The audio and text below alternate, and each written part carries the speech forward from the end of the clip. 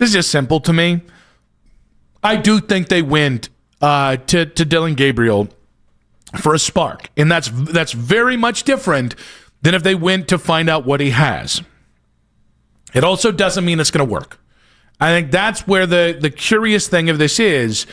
They have said they're very confident in DTR before, and then he started early in the season and fell on his face. Then he started the next season with plenty of time and fell on his face. To me, the ultimate validation that you will have made the decision for the right reason and with the right goal in mind is if Dillon Gabriel goes out there, has a good game, has an efficient game, and he went on Sunday. Anything other than that, and we're going to be saying, was he really ready for it? Did you have to pull the trigger then if the offense isn't, I would say, considerably better than they have been? And again, all we're asking for is functionality. Yeah, for me, I don't even think the win really factors into my decision on was it the right move. Now, the win's pivotal for what you're going to do in the season as a team, but did you make the right move in going to Dillon? I don't necessarily think that getting a win, you see that, because you were looking at improvement from Joe Flacco because it was so bad.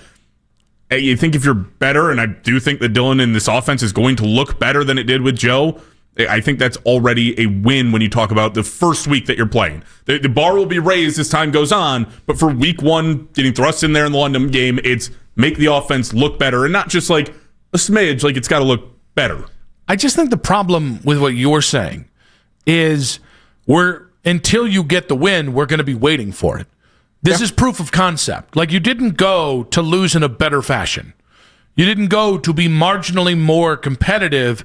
You went because Joe was giving you no chance to win. He was literally giving you a negative chance to win, and you just need somebody to go out there and be, like, not offensive.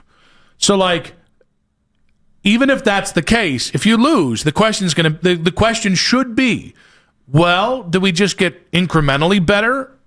Are we actually any better? Was this a matchup thing? Like, until you answer, can you win with Dillon Gabriel?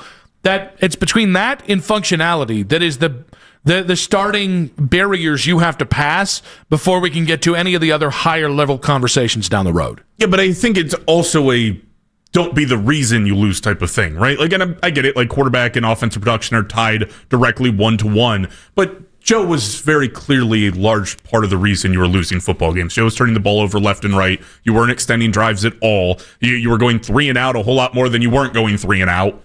And it's like, I think if you're Dillon, you go in there, you look okay. You sustain a couple of long drives. You don't turn the football over, and you give the defense a chance to essentially keep the Vikings off the board and rely on their talent over the Vikings. You're going to be in a spot to win this game. Again, I don't think the result really plays into my mind. Like, yeah, you got to get the win eventually. If it's not this week, I think looking like a competitive football team is a big upgrade for this team. I think if you're 1-4 going to Pittsburgh next week, the alarms are going to be sounding because you've already deployed the only bullet that you have to fire, which is Dillon Gabriel. Like, well, okay, theoretically, you also are probably going to swap out your left tackle with Cam Robinson going in for the actual cavalcade of slappies that have played on that side. But, like, this is the big go. You're not like, hey, let's spark to, like, competitiveness. That's not the point. Like, if the Giants had lost this last game and Jackson Dart had been better, it would have been okay, well, you were better, but, like, the goal here is to win. Your head coach is in win now mode. Same thing with Brian Daboll. Yeah, but this is also, I think that's a little moving the goalpost when we talk about Dillon Gabriel. Dillon Gabriel is not this big gun being waited to uncover. It was supposed to be Joe stays in the game, or stays, as the quarterback for the team, as long as you're winning football games. And if not, then it was, well, hopefully Dillon can help us win, but it's really evaluation mode. Again, I don't think this is an evaluation mode move. Like, I don't think this is just them going. Should win. The idea is that they look better and they get closer to winning. They have a better chance to win. It's not directly tied to just win or loss. You don't get credit for, like, kind of almost winning. You don't. But with quarterbacks, you do. No. We got to stop dropping the bar on this. We got to stop dropping the bar on this.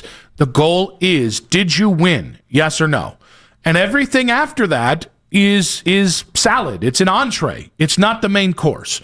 So, although I agree with you, let's get to just, like, Sustainable drives, right? Let's stop shooting ourselves in the foot. Agreed on some of this, but the big picture, we got to stop doing this crap where it's like, well, hey, if you don't win this week, there's always next week. No, it's getting late early. Like we're damn near going to be in mid-October when the Steelers game comes up, and the whole point in going to Dillon Gabriel now is you still have a chance to win now. So you are going for this because Dillon, hypothetically, if you're going for a spark and not because we got to figure out what you have in him, then you are going to try and win. This is a winnable game. Carson Wentz is a beatable quarterback. J.J. McCarthy, he started beatable quarterback.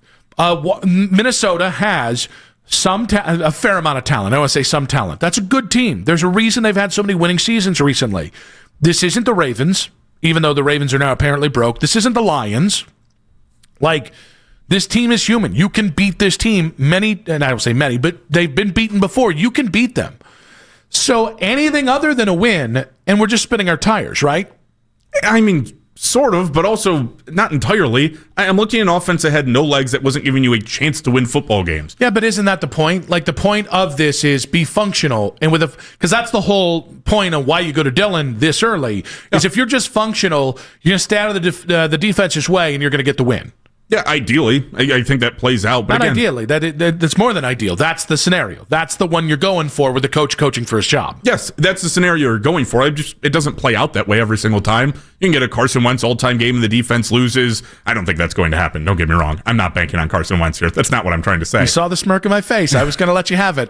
I'm just saying. I'm not saying this is going to be a Carson Wentz all-timer, but like, at any moment, the defense can grow. Miles Harden could get picked on for an entire game. They could not figure it out. Why are we so allergic to saying if you went to this guy because of a spark, then you need to win? Because I think the whole rest of the team around them is not set up to win right now. The offense around him is not set up to win football games. You predicted this team at 2 wins this year. No. I said the most competitive 4-13 team when the schedule came in the out, NFL. Yeah, and then I talked to Todd Van Poppel, and I talked to Phil Cox, and I talked to Brian Sipe, and they all were like, Nick, 2 wins. I was like, you're right, 4. But no, I mean, like, if the job was to spark the team, then go get the win. And that's not just on Dillon. I want to make it very apparent. But so much of when you've moved this is, well, Joe not only was he not giving you a chance to win, he's literally losing you games. Okay, you've removed the impediment from winning. And by the way, we're in agreement. Be functional on offense.